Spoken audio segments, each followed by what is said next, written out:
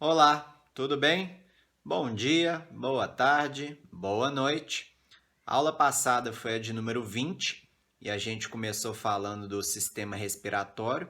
Então a gente falou das vias respiratórias e a aula de hoje é a de número 21.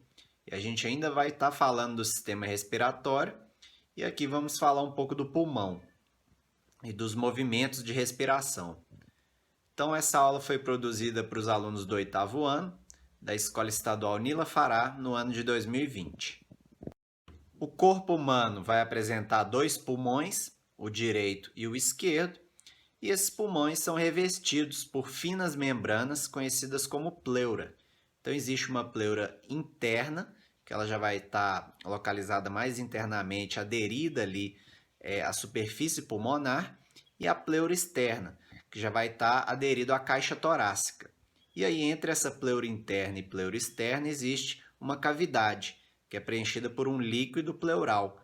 E esse líquido ele vai ter a função de lubrificar, então permite o deslizamento dessa pleura interna sobre a pleura externa, e aí facilita também os movimentos ali da caixa torácica, quando acontece a expansão e retração dessa caixa torácica, devido aos movimentos aí respiratórios.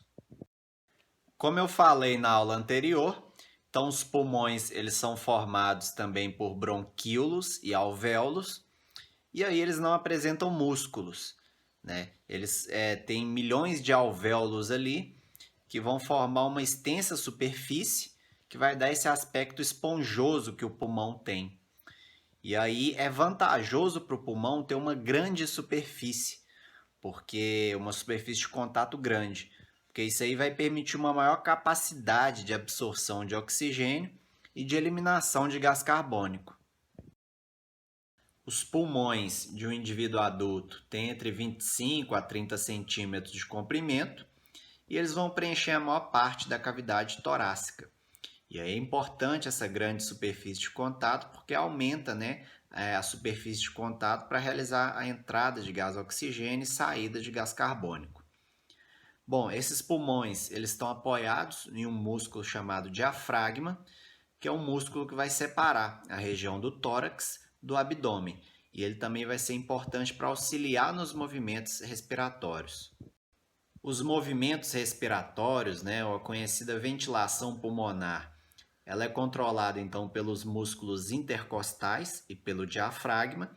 Então, quando a concentração de gás carbônico no sangue ela aumenta, olhem aí na figura da direita, um órgão chamado bulbo, ele envia uma mensagem para esses músculos intercostais e para o diafragma, fazendo com que eles ou contraiam ou relaxem, e aí ocorrem então os movimentos respiratórios, né?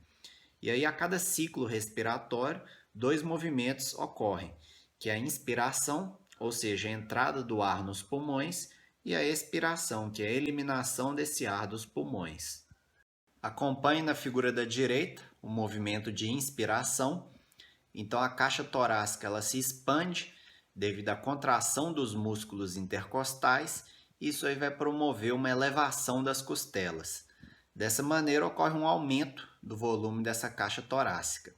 E aí o músculo diafragma ele contrai, vai tracionar para baixo a região inferior dos pulmões e aí ocorre uma expansão desse pulmão.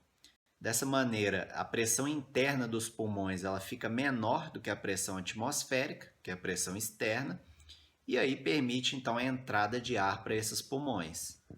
Na expiração, então os músculos intercostais eles relaxam e abaixam, o que vai promover então a diminuição do volume da caixa torácica, e aí o músculo, né, diafragma, ele relaxa, deslocando para cima, e dessa maneira comprime a região inferior ali dos pulmões. E aí a pressão interna dos pulmões vai se tornar maior do que a pressão atmosférica ou pressão externa, e aí resulta na saída do ar desses pulmões.